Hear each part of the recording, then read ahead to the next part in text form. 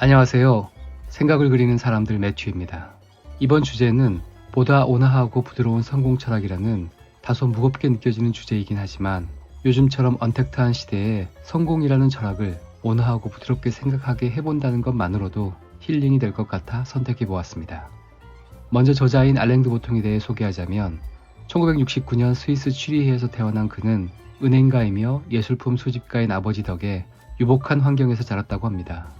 여러 언어에 능통하며 케임브리지 대학교에서 역사학을 전공 수석 졸업했고 23살에 쓴 첫 소설 왜 나는 너를 사랑하는가에 이어 우리는 사랑일까, 키스 앤 텔에 이르는 사랑과 인간관계 3부작이 현재까지 20여 개 언어로 번역 출간되어 수많은 독자들을 매료시켰습니다. 자전적 경험과 풍부한 지적 위트를 결합시킨 이 독특한 연애 소설들로 그는 90년대식 스탕달 또는 닥터로브라는 별명을 얻게 되었다고 합니다. 상아탑에 갇혀있는 이론적인 철학이 아니라 우리가 살아갈 때 실제적으로 도움이 되는 인생 철학을 전파하기 위해 노력한 그는 한국에서도 왜 나는 너를 사랑하는가, 불안 등의 저서로 널리 알려져 있는 철학자입니다. 그의 책은 우리나라 서점에서도 여러 차례 베스트셀러로 지정이 되었을 뿐만 아니라 알랭드 보통은 트위터와 같은 SNS도 열심히 합니다. 그는 주로 트위터를 통해 자신의 생각을 올리곤 하는데 역시 철학자라 그런지 무릎을 탁 치게 만드는 이야기들이 많았습니다.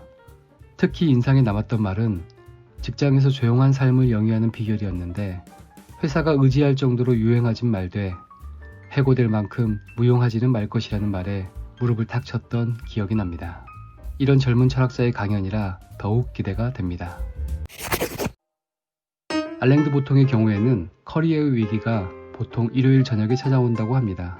해가 막 질 무렵이 되면 자신에 대한 희망과 삶의 현실 사이의 간극이 고통스럽게 커지기 시작하고 결국 베개에 얼굴을 묻고 훌쩍이게 된다는군요. 오늘날 우리들의 삶은 주기적으로 커리어의 위기가 찾아와 주춤하게 되는 때가 있습니다. 그런 순간에는 우리가 안다고 생각했던 것, 우리의 생활이나 커리어에 대한 생각이 일종의 위협적인 현실과 맞닥뜨리게 됩니다. 우리가 고통받는 이유 중 하나는 우리 주변에 속물들이 많기 때문입니다. 속물이란 게 뭘까요? 속물은 누구든 당신의 작은 일부분을 가지고 당신의 사람됨 전체를 정해버리는 사람들입니다. 그게 바로 속물근성입니다. 속물근성 중에서도 오늘날 두드러지는 건 직업에 대한 속물적 태도입니다. 파티에 가자마자 몇 분 후면 겪게 되죠. 무슨 일 하세요? 라는 질문을 받거든요.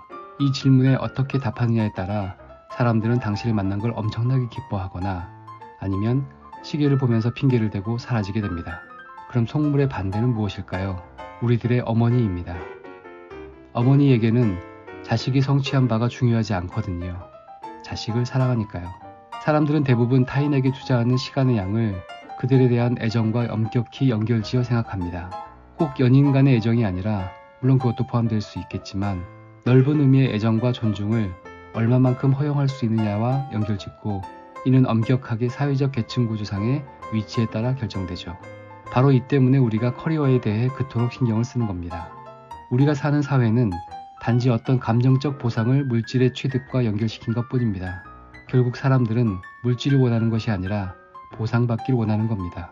다음에 페라리를 몰고 가는 사람을 보시거든 저 사람은 참 탐욕적이군 이라고 생각하지 마시고 상처받기 쉽고 애정이 결핍된 사람이구나 라고 생각하시라고 알랭드 보통은 말합니다. 다시 말해서 경멸하기보다는 동정하라는 겁니다.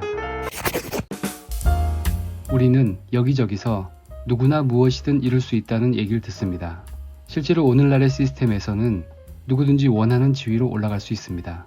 우리는 모두 기본적으로 평등하죠. 엄격하게 정의된 계층 구조가 없습니다. 여기서 바로 정말 큰 문제가 발생합니다. 바로 시기심이죠. 질투를 말하는 건 금기사항입니다. 하지만 현대사회에 하나의 지배적인 감정이 있다면 그건 바로 질투입니다. 그리고 이건 평등의 정신과 연결되어 있어요. 우리가 영국 여왕을 시기하진 않습니다. 많은 돈과 큰 집이 있는데도 불구하고요. 너무 다른 사람이라서 공감하지 못하는 것입니다. 공감하지 못하면 시기하지도 않죠. 오늘날 우리가 빌 게이츠만큼 부자가 되고 유명해지는 건 17세기에 프랑스 귀족이 되는 것만큼이나 어려운 일일 것입니다. 하지만 중요한 건 그렇게 느껴지지 않는다는 겁니다. 요즘 자기계발 코너에 가보면 기본적으로 두 가지 종류가 있습니다. 당신은 할 수 있습니다. 이룰 수 있어요. 뭐든 가능합니다 라고 하는 종류가 있고, 또 다른 종류는 고상한 말로 하면 낮은 자존감, 쉽게 말하면 자신에 대해 매우 불만족스러움에 대해 어떻게 대처할지에 대해서 가르쳐 주죠. 성과주의 사회란 뭘까요? 성과주의 사회에서는 재능과 열정과 능력을 갖춘 사람이라면 위로 올라갈 수 있으며 아무것도 그걸 막을 수 없습니다.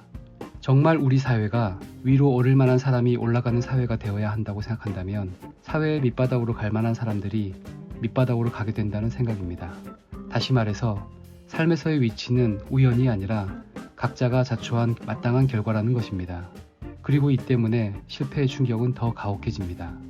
중세 영국에서는 아주 가난한 사람을 만나면 불운한 사람이라고 표현했습니다.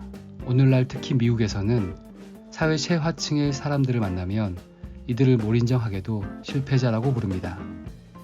비극적 예술은 고대 그리스의 극장에서 기원전 5세기에 발전되었던 예술의 한 형태로 인간이 어떻게 실패하는가를 보여주었습니다. 그리고 이들에게 어느 정도의 동정심도 허용했죠. 이들의 삶이 평범했다면 동정받지 못했을지도 모르겠습니다. 그는 서구 전통의 문학작품 중 비극이 대안이 될 수 있다고 말합니다. 보바리 부인 줄거리도 쇼핑 중독에 걸친 탕녀, 신용 사기 후 비소 삼켜 라고 썼습니다. 정말 이 방면에서는 천재라고 말할 수 있겠습니다. 현대사회의 또 다른 측면이자 현대사회가 이런 불안감을 야기하는 원인은 현대사회의 중심에서 인간이 아닌 것은 없다는 점입니다. 그래서 스스로를 숭배하는 경향이 있습니다. 우리의 영웅은 인간적 영웅이죠. 이것은 아주 새로운 상황입니다. 지금까지 이야기한 것은 결국 성공과 실패에 관한 겁니다. 성공에 관한 재미있는 사실 중 하나는 우리가 그 의미를 안다고 생각하는 겁니다. 성공적인 삶에 대해 이야기할 때 대부분의 경우 그건 우리 본인의 생각이 아닙니다. 다른 사람들의 생각을 흡수한 거죠. 우리는 텔레비전 광고에서부터 마케팅에 이르기까지 모든 것으로부터 영향을 받습니다.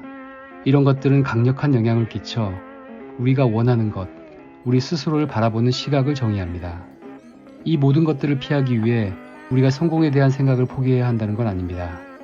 다만 반드시 본인이 생각하는 성공이어야 한다는 거죠. 우리 자신의 생각에 집중해야 합니다. 그러나 너무 양극단적인 생각은 피하는 게 좋습니다. 짧은 강연이지만 성공에 대한 가치 있는 이야기를 잘 전달해 준 것 같습니다. 직접 테드 강연을 보시면서 실천적인 철학에 대한 시간을 가져보시기를 추천합니다. 그럼 더 좋은 강의를 그래픽 레코딩하며 다음 콘텐츠로 만나겠습니다. 영상이 마음에 드셨다면 구독과 좋아요, 알림 설정까지 부탁드립니다. 저의 다른 작품들이 궁금하시다면 인스타그램 계정에서도 확인 가능합니다.